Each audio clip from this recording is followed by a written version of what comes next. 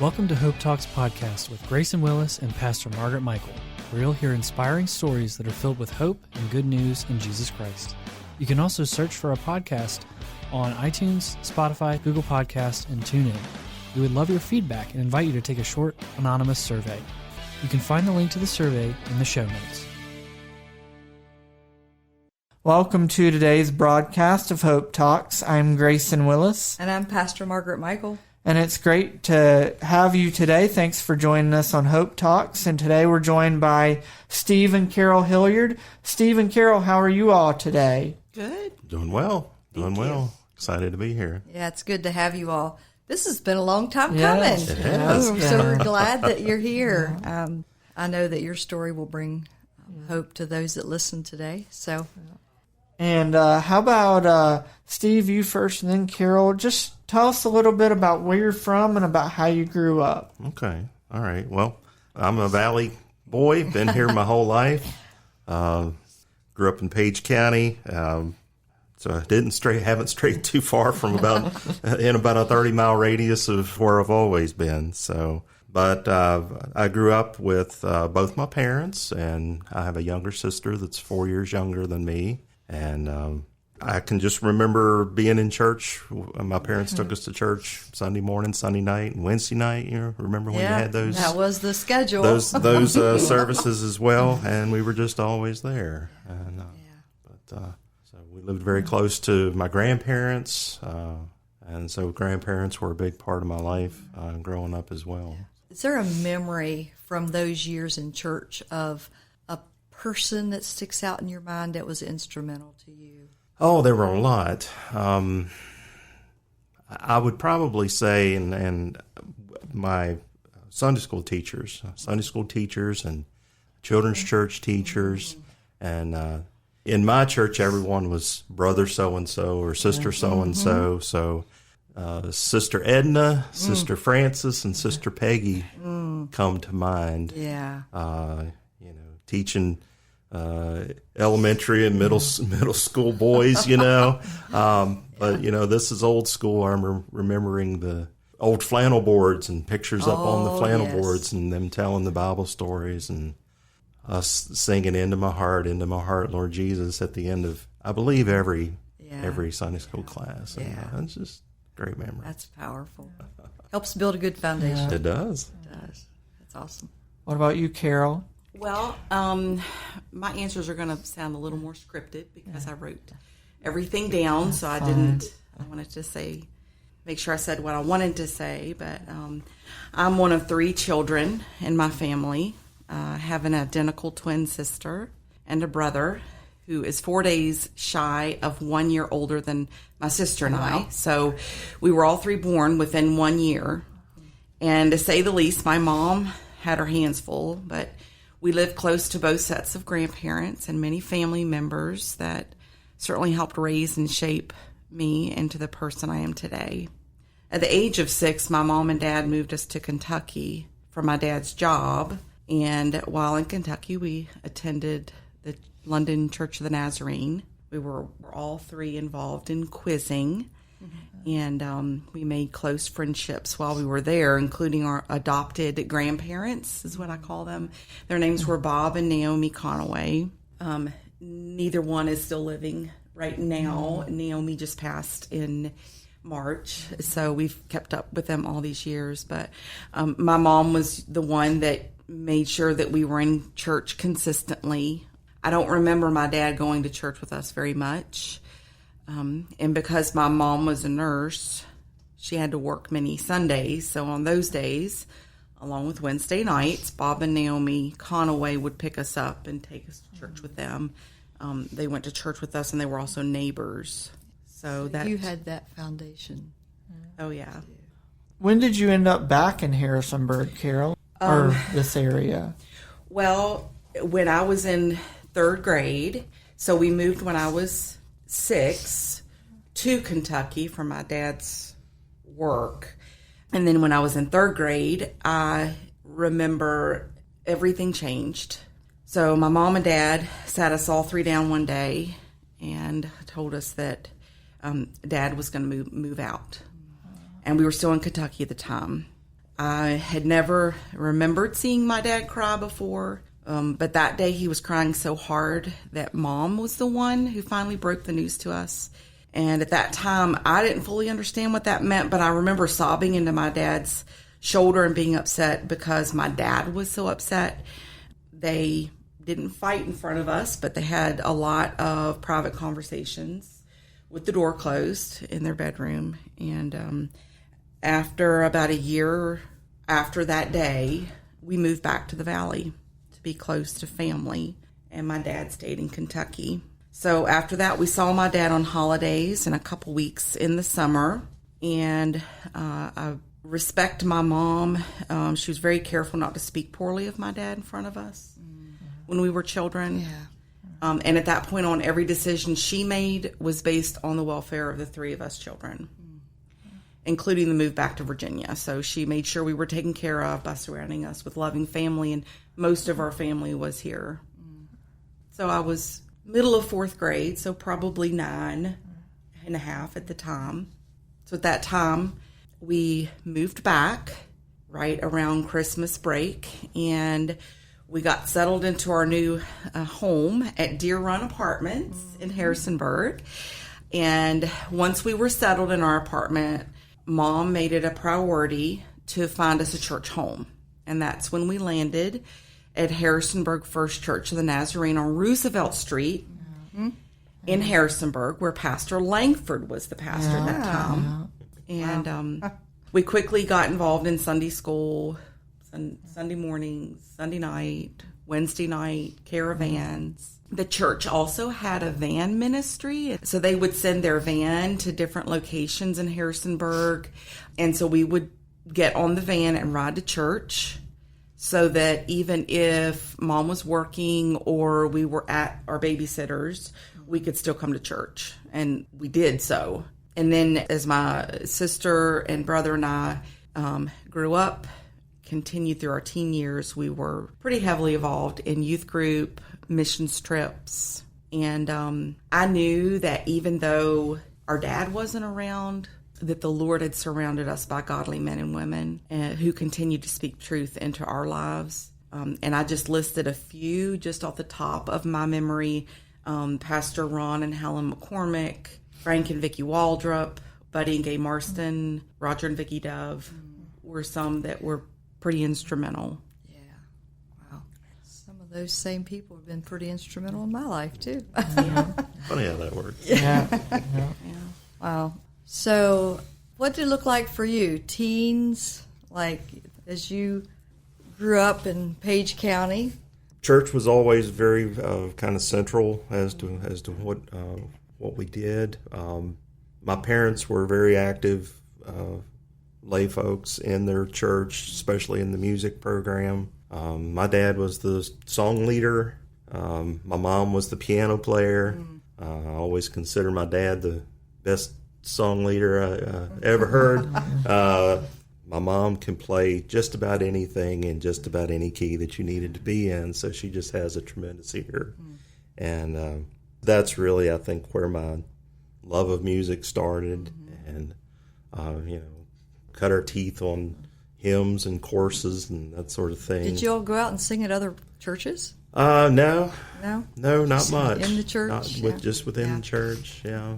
And so pretty early on, I think 5 or 6, I got signed up with some piano lessons, and a little later with some guitar lessons. And before long, probably 10 or 11, started playing guitar in church, sort of with my parents. So that's just sort of the legacy in my mind of those years. Very formative and just great memories. Yeah, that's beautiful. Do either of you both grew up in church, but do you all have a specific memory for each of you when you kind of came to make that decision for yourself personally as far as a personal relationship with Christ? Yeah, I was just thinking about having grown up in church. I remember when we lived in Kentucky, my understanding of the Lord mostly came from my Sunday school and quizzing teachers, Bob and Naomi. But I do vividly remember one time, I don't know if my brother and sister and I were asking my mom a lot of questions related to Scripture, but my mom called the pastor, made us an appointment, and we sat on the front pew of the church, and my mom said, now ask your questions to the pastor. So I guess she didn't feel adequate enough to answer some of the questions we were asking. So that, I guess, was my first memory of really, questioning and realizing God in my life. And there were many moments in youth group and at church and at mission trips that I remember knowing that the Lord was present and at work in my life, and just searching to make that relationship my own.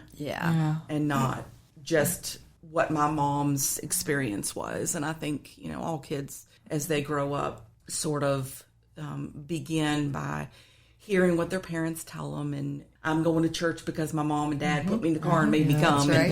And, That's right. I want to be here. I'm hungry for the Lord. It was my lifeline. When I was growing up, I went to a public school, and I felt like church was my lifeline to godly relationships.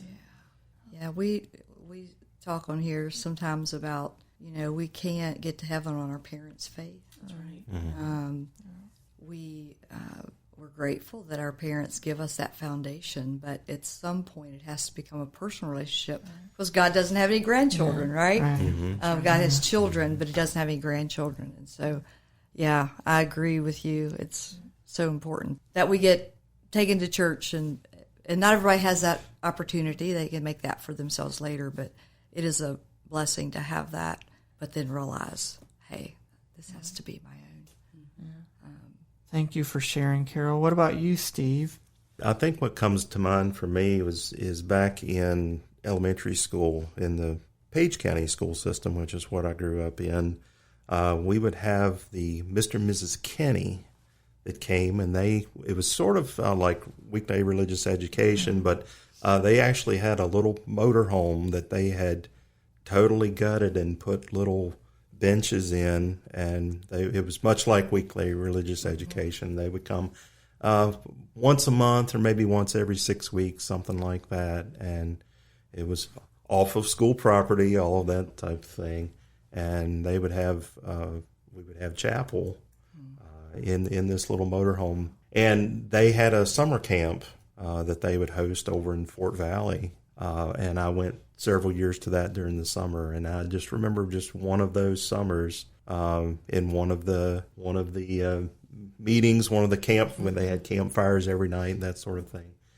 Just really kind of coming to the realization of my lostness and need for the Lord, and just where my heart was and where it needed to be at the time. So you all made it through childhood, teen years. Where did God take you? What did that journey look like from youth to becoming a young adult? And when did you all meet? Like all the questions I want to ask. Well, when I graduated high school, I started at Bridgewater College, and so I was attending there. And Carol was at Fort Defiance. You were at Fort Defiance High School. Carol's 3 years younger than I am. So back to the piano lessons. I guess it's probably where we need to start with that. My piano teacher was Carol's great aunt, and that was the connection there. And so she mentioned Carol to me and mentioned me to Carol. I was a junior at Bridgewater. You were a senior at Fort. We actually met and went to your senior prom together. But anyway, so we got set up on a blind date by our piano teacher / great aunt, who was probably 75 at the time. Right? And of course, she had known Steve's family for quite some time. Yeah. And she obviously knew my family, and she knew that we would be a good fit. And she promptly took credit for that at every family reunion. Yeah, every family reunion. I did good, didn't I? Looks like I still did pretty good, didn't I? Yeah. So that's how we first met. So how long did you date? So because I was just starting college, we dated for 3.5 years, and we got married on Saturday, August the 13th, 1994. So I still had 1 year left in college. So that year, Steve was working. I was finishing up my teaching degree at Bridgewater College. And got married at Roosevelt Street. yes, we got married at the church on Roosevelt Street. So, Carrie had just arrived. A couple months Couple earlier. earlier. we did our counseling with Pastor Mank, who was an interim pastor. And then in June, when Carrie came, Pastor Mank said, I won't be offended if you want, Pastor Carrie to marry you. And so we said, well, we would like for Pastor Carrie Willis to be part of the ceremony. But Pastor Mank was actually the one that married us. Yeah. Nice transition. Yeah. It was. Yeah. That's nice. And next month we'll be married 29 years. Wow. Congratulations. So, early married years, just anything y'all want to share? So we were married for a couple of years, and as all couples do, we had talked at length about our hopes and our dreams for the future. As husband and wife, having a family, growing old together. Steve had gotten a job in accounting. I started teaching first grade. Within a year after being married, we bought our first house, but we were really careful about planning our budget because we planned for me to be able to stay home with our children eventually. So soon it was time for us to start our family. And in the summer of 1997, I became pregnant with our first child. Everything was going along as expected until my 24-week checkup. And the doctor was unable to find a heartbeat. So after an ultrasound, it was determined that our baby was no longer living. So on Wednesday, November 25th, 1997, Kristen Elizabeth was born at 11 ounces. And I had gone through the process of giving birth, but was sent home the next day without my baby. She was born one day before Thanksgiving, but we were anything but thankful that year. Speaking for myself, I felt as though my heart had literally broken into two pieces. And it was later determined that Kristen had passed of a chromosomal abnormality called Turner syndrome. If she had survived and been born full term, which she could have, she would have had a whole host of physical and mental deficiencies. So we were told by doctors that the issue was not genetic, and it would be unlikely for us to have another child with Turner's. So even though our hearts ached for the daughter we had lost, we were anxious to start trying again. So in late January, early February, now 1998, I found out I was pregnant again. Once again, everything went along normally. I was still teaching, struggling with morning sickness, fatigue, and everything was progressing as expected until one morning in June, I woke up one night with contractions, and typically it took us 35 minutes to get to the hospital, but I think Steve drove those 35 minutes, I don't know how many miles, in record time. And after failed efforts to stop or slow the contractions, Hope Catherine was born on Friday, June 20th at 1 pound, 3 ounces by C-section. Because she was only about 23 weeks gestation, the doctor was hoping to deliver her with as little trauma as possible to help her chances of survival. However, because her lungs weren't developed enough, she was unable to breathe on her own. And once again, I was released from the hospital after giving birth with no baby to care for. And this time I was also recovering from surgery. I was really angry with God. I knew he could perform a miracle. I remember praying on the hospital bed in labor knowing that, what the Lord was capable of, and knew that he could make Hope survive. But he chose not to. So I began asking a lot of questions. Why? Why would God give me the desire and passion to have children, dangle the possibility before me, only to snatch it away? One of the students in my class the following year was one of 8 siblings, all with different fathers. And I kept asking myself, why did she deserve to be a mother? What had I done wrong that God was punishing me and torturing me like this? What had I done wrong that made me unworthy of being a mother? I began to question my faith and wondered if God was indeed good and a loving God. In the fall, I returned to teaching, and to make matters worse, 3 teachers on my hall were pregnant that year. I really wanted to be happy for them, but I felt like I was being reminded that I wasn't good enough to be a mother. I was being punished for some unknown sin in my life. And during that time, I felt like I was in a black abyss, trying to claw my way out, reaching for a lifeline, only to have it break off in my hands and fall back to the bottom of the pit. Many days I felt as though I was going through the motions, trying not to think about what I had lost, including my hopes and dreams for the future. Each day was a struggle. I wanted to pound on God's chest out of anger. I wanted to know why he would allow such heartbreak in my life. I wanted answers. Needless to say, this time was extremely difficult in our marriage. However, I eventually came to realize that this was a time of great spiritual growth. I think it was Pastor Kerry Willis that preached on faith one Sunday. He said, faith is not faith unless it's tested. So God was testing and growing my faith and our faith during this trial in my life and our marriage. He kept saying, trust me. The Lord kept saying, trust me. A couple of the verses that stuck out to me during that time were Isaiah 54:10, though the mountains be shaken and the hills be removed, yet my unfailing love for you will not be shaken, nor my covenant of peace be removed, says the Lord who has compassion on you. And Jeremiah 29:11, for I know the plans I have for you, declares the Lord. Plans to prosper you and not to harm you. Plans to give you a hope and a future.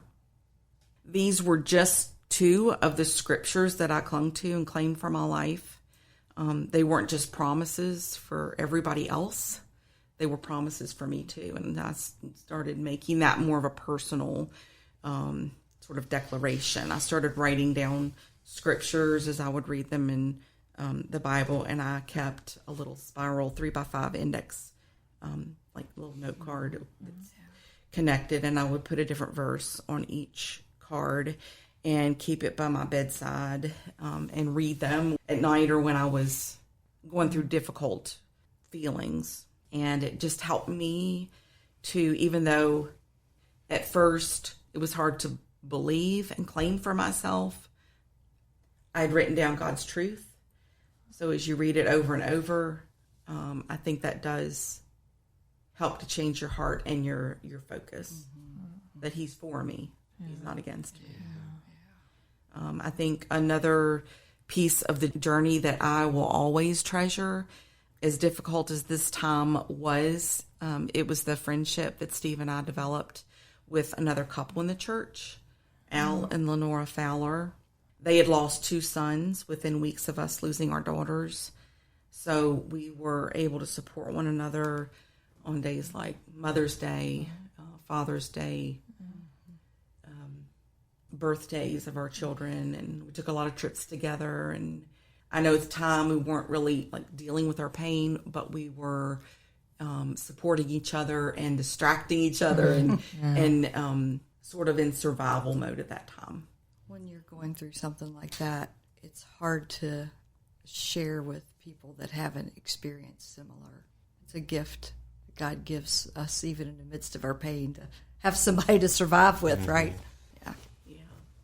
Yeah. We would often get the question, so do you have children? And I never quite knew how to answer that because, yes, I was a mother and Steve was a father and we had 2 children in heaven. But if you say that, it makes people feel really uncomfortable. So it was a difficult thing. But then I wanted to acknowledge Kristen and Hope and their lives and what the value that they had. Yeah. So about 1.5 years went by, and of course I had to recover from a C-section that time. But after 1.5 years, we got pregnant again, and everything went along as normal. Although this time I was identified high risk because I had had 2 babies born in the 2nd trimester. So they monitored me a little bit closer. And this time I made it to about 29 weeks. And at 29 weeks, at one of my checkups, the doctor determined I was in labor, sent me to the hospital in Harrisonburg. I was contracting every 3 minutes, which they weren't hard contractions, so I didn't realize that I was in active labor. And they put me on medications trying to get me stable enough to fly me to UVA or transport me to UVA. They ended up taking me over in an ambulance. So at that point, I stayed at UVA for 5 weeks. After that, continual monitoring, on medication.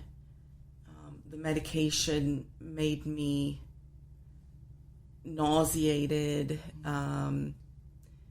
headaches. There were a lot of things that even getting out of bed was difficult. So Steve was trying to work through all this.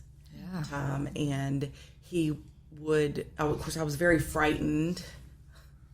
And he would stay with me at night, Steve would, on a little cot in the hospital room, and then drive to Dayton to work, and then come back every night during that time. And so while I was over there, I had a lot of visitors from church.